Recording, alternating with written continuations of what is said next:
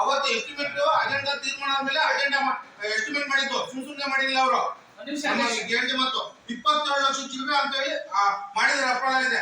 ಅದನ್ನ ನಾವೇ ಯಾರನ್ನ ತೆಗಿಬಹುದು, ನಮ್ಮ ಪಟ್ಟಣ ಪಂಚಾಯತಿ ತೆಗಿಬಹುದು, ಇಲ್ಲಾಂದ್ರೆ ಡಿಸಿ ಅವರಿಗೆ ಮಂದಿ ಮಳಿಯಲ್ಲಿ ಬಾಡಿಗೆ ಬಂದಿರೋದ್ರಲ್ಲಿ ಎಷ್ಟು ಲಕ್ಷ ಇದೆ, ಇಷ್ಟು ಲಕ್ಷ ಇದೆ, 50, 60, 70 ಲಕ್ಷ ಇದೆ. 27 ಲಕ್ಷ ಹೋದ್ರೆ ಇನ್ನು ಮಿಕ್ಕಿದ ಕಡೆ ಎಲ್ಲ ಮಲ್ಯ ಕಟ್ಟಡಕ್ಕೆ ಅದು ಮಾಡಿ ಅಂತ ಅವತ್ತೇ ಆದೇಶ ಮಾಡಿದೆ. ಆಯ್ತಾ? ಇವತ್ತು ನಾವು ಕಾನೂನು ಉಲ್ಲಂಘನೆ ಮಾಡಿದ್ವಿ, ಆದೇಶ ಮಾಡಿದ್ರೆ ಉಲ್ಲಂಘನೆ ಮಾಡ್ತೀವಿ. ಏನಾದ್ರೂ ಒಬ್ಬ ಮಾಹಿತಿ ಅಂತ ಕೇಳಿದ್ರೆ ಅಧಿಕಾರಿಗಳು ನೀವ್ ಇರ್ತೀರಾ? ನಾವು ಅಟೆಂಡಲ್ಲಿ ಮಾಡಿ ಅಂತ ಆದೇಶ ಮಾಡಿದ್ದೀವಿ, ನೀವ್ ಇರ್ತೀರಾ? ನಾನು ಚುನಾವಣೆಯಿಂದ ಬಂದು 2 ವರ್ಷ ಮೊದಲನೇ ಮೀಟಿಂಗ್ ಅಲ್ಲಿ ಪ್ರಶ್ನೆ ಮಾಡಿದ್ದು. ಮೊದಲನೇ ಪ್ರಶ್ನೆ ನಾನು ಇದು ಸರ್, ಮಳಿಗೆ ಖಾಲಿ ಮಾಡಿಸಿ, ಆ ಮಳಿಗೆ ಖಾಲಿ ಮಾಡಿಸಿದ ಮುಖ್ಯವಾಗಿ ಶಿಥಿಲವಾಗಿದೆ. ಇದನ್ನ ರೆಡಿ ಮಾಡಿಸಿ ಅಂತ ಕೊಟ್ಟಿದ್ದು. ಆ ದಿನವೇ ರೆಸಲ್ಯೂಷನ್ ಆಗಿದೆ. ಸುಮಾರು ಇಷ್ಟು ಮೀಟಿಂಗ್ ಅಲ್ಲಿ ಏನ್ ಆಗ್ತಿದೆಯೋ ಅಷ್ಟು ಮೀಟಿಂಗ್ ಅನ್ನು ಆಗ್ತಾ ಇದೆ. ನಿಮಗೆ ಕಾರ್ಯರೂಪ ಒಂದು ಈ ಹಿಂದೆ ವಿಶೇಷ ಸಭೆ ಕರೆದು ಇದೇ ಚರ್ಚೆ ಮಾಡಿದ್ರೆ ತೀರ್ಮಾನವಾಗಿ ನೀವು ಮಾಡ್ತಾ ಇಲ್ಲ. ನಾನು ಈ ಸಭೆ ಧೈರ್ಯವಾಗಿ ನಾನು ಉಚ್ಚಾಟನೆ ಮಾಡ್ತಾ ಇದ್ದೀನಿ. ನಾನು ಈ ಸಭೆ ಇರೋಲ್ಲ ಸರ್. ನೀವು ಮಾಡೋದು ಯಾವ ಪಂಚಾಯತಿಗಳಿಗೆ ನೀವೇನಾರ ಇವಾಗ ಖಾಲಿ ಮಾಡಿಸ್ತಿಲ್ಲ ಅಂತಂದ್ರೆ ನಾನು ಸಭೆಯಲ್ಲಿ ಇರೋಲ್ಲ ಸರ್. ಇದು ತೀರ್ಮಾನ ಆಗಿದೆ, ನೀವು ಆರಾಮ್ ಡಿಟೆಕ್ಟ್ ಮಾಡ್ತಾ ಇದ್ದೀರಾ. ನಾನು ಈ ಸಭೆಯಿಂದ ನಾನು ಆಚೆ ಹೋಗ್ತಾ ಇದ್ದೀನಿ. ಪಂಚಾಯತಿ ಮಳಿಗೆ ನೀವು ಬೀಗ ಹಾಕಿ ಅವ್ರನ್ನ ಖಾಲಿ ಮಾಡಿಸ್ತಿ, ಶಿಥಿಲವಾಗಿರೋ ಬಿಲ್ಡಿಂಗ್ ನ ರೆಡಿ ಮಾಡಿಸ್ತೀವಿ ಅಂತಾಗ ನಾವು ಮೀಟಿಂಗ್ ಒಳಗೆ ಬರೋದು, ಇಲ್ಲಾಂದ್ರೆ ಬರೋಲ್ಲ. ಇದು ನಾನು ವೈಯಕ್ತಿಕವಾಗಿ ಮಾರಾಟ ಆಗ್ತಾ ಇದೆ.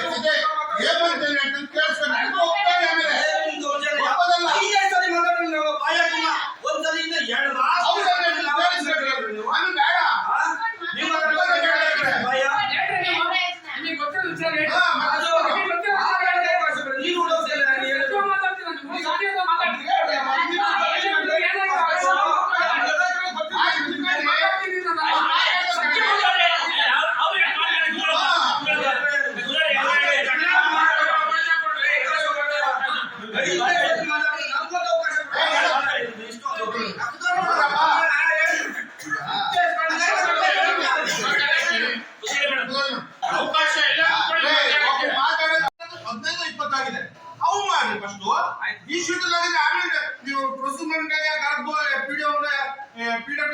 ಶೀತಲಾಗಿದೆ ಇನ್ನೂ ಮಾತ್ರ ಟೆಸ್ಟಿಂಗ್ ಮಾಡಿಸಿ ಆಮೇಲೆ ಮಾಡುವಂತ ಅಂತ 30 ಮಂದಿ ಮಾಡಿ ಫಸ್ಟ್ ಅಧ್ಯಕ್ಷ ಒಂದು ಸೆಕೆಂಡ್ ಅದನ್ನು ಸೇರ್ ಮಾಡ್ರಿ. ಒಂದು ಎಲ್ಲದನ್ನು ಮಾಡಿ 30 ಮಾಡ್ತಾರೆ. 52 ಮಾಡಿ 52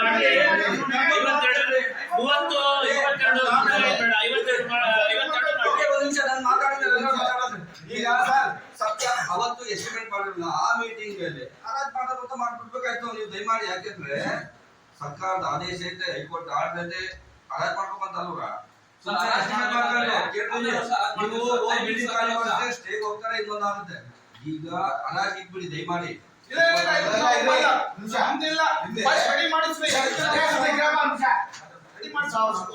ಯಾವುದೇ ಕಾರಣಕ್ಕೆ ಸರ್ ಖಾಲಿ ಮಾಡಿಸ್ಬೇಕಷ್ಟೇ, ಬೇರೆ ವಿಚಾರ ಬೇಡ. ರಿಪೇರಿ ಮಾಡಬೇಕು, ಖಾಲಿ ಮಾಡಬೇಕು, ಆಕ್ಷನ್ ಇಂದ ಆಮೇಲೆ ಬೇರೆ ವಿಚಾರ. ಈಗ ಖಾಲಿ ಮಾಡಬೇಕು ಮುಂಚೆ 2 ವರ್ಷ ಸುಮ್ಮನೆ ಬಿಕ್ಕಾಬಿಟ್ಟಿ ಮಾಡ್ತಾ ಇಲ್ಲ. ಏನಂತ ತಿಳ್ಕೊಂಡಿದ್ದೀವಿ ಅವ್ರು ಮಾಡ್ಬೇಕಷ್ಟೇ. ರಿಪೇರಿ ಮಾಡಲ್ಲ, ಖಾಲಿ ಮಾಡಬೇಕು. ಮುಂಚೆ ಖಾಲಿ ಮಾಡಿಸ್ಲಿ, ಆಮೇಲೆ ಬೇರೆ ವಿಚಾರ. ಎಸ್ಟಿಮೇಟ್ ರಿಪೇರಿ ಮಾಡಿಸ್ಲಿ. ಅದು ಎಷ್ಟು ಕಮ್ಮಿ ಯಾರು ಹಂಗಾಗ್ತಾ ಇರೋಲ್ಲ. ಖಾಲಿ ಮಾಡ್ತಕ್ಕ ಆದೇಶ ಮಾಡಿ. ರಿಪೇರಿ ಮಾಡಿ ಖಾಲಿ ಮಾಡಿಸಿ ಯಾವುದೇ ಒಂದು ಪ್ರಾಣ ಆದ್ರೆ ಯಾರು ಜವಾಬ್ದಾರ ಆಗ್ತಾರೆ ಸರ್? ಸರ್ ನಿಮ್ಗೆ ಅರ್ಥದಲ್ಲಿ ಪರಿಸ್ಥಿತಿ ಅದು. ಅದಕ್ಕೆ ಸುಮ್ಮನೆ ತರಕಾಗ ಸರ್ ಪಂಚಾಯತಿ ಸುಮ್ಮನೆ ತಂದು ಹೊಡಿಸ್ತೀನಿ ಕಡಿಮೆ ಸರ್.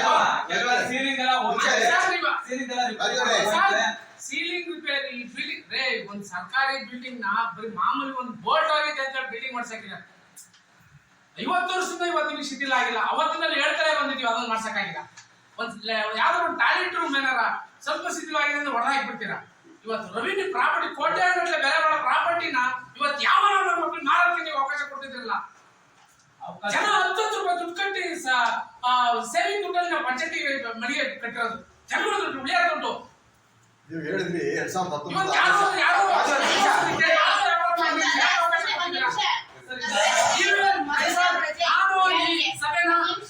ಸಭೆ ಸಾಕಷ್ಟು ಸಭೆ ಚರ್ಚೆ ತಂದಿದ್ದೀವಿ.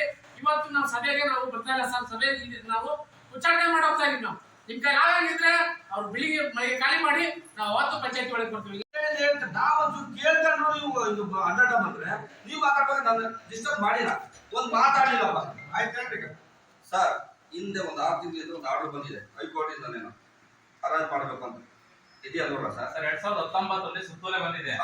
ಅವಧಿ ಮುಕ್ತ ಅಂಗಡಿಗಳ ಯಾವುದೇ ಕಾರಣಕ್ಕೂ ಮುಂದುವರ್ಸ್ತಾನೆ ಅಥವಾ ಈ ಟೆಂಡರ್ ಮುಖಾಂತರ ವಿಲೇವಾರಿ ಮಾಡಬೇಕಂತ ಇದೆ ಅಲ್ವಾ. ಈಗ ಇಷ್ಟು ದಿನ ಅದು ಕೋರ್ಟಲ್ ಇದ್ದು ಕೋರ್ಟಲ್ ಕ್ಲಿಯರ್ ಆಗಿದೆ. ಈಗ ಫಸ್ಟ್ ಫ್ಲೋರ್ ಇರೋ ಮನೆಗಳೆಲ್ಲ ಶಿಥಿಲವಾಗಿದೆ. ಹಿಂದೆ ಮೀಟಿಂಗ್ ರೆಸಲ್ಯೂಷನ್ ಆಗಿದೆ ಅಂತ ತಾವ್ ಹೇಳಿದ್ರಿ. ಈಗ ನಾನೇನ್ ಮಾಡಿದೆ, ನಮ್ಮ ಇಂಜಿನಿಯರ್ ಎಸ್ಟಿಮೇಟ್ ಮಾಡ್ಕೊಡೋದು 22 ಲಕ್ಷಕ್ಕೆ. ಎಸ್ಟಿಮೇಟ್ ಗೆ ನಾವು ಮೀಟಿಂಗ್ ಅಲ್ಲಿ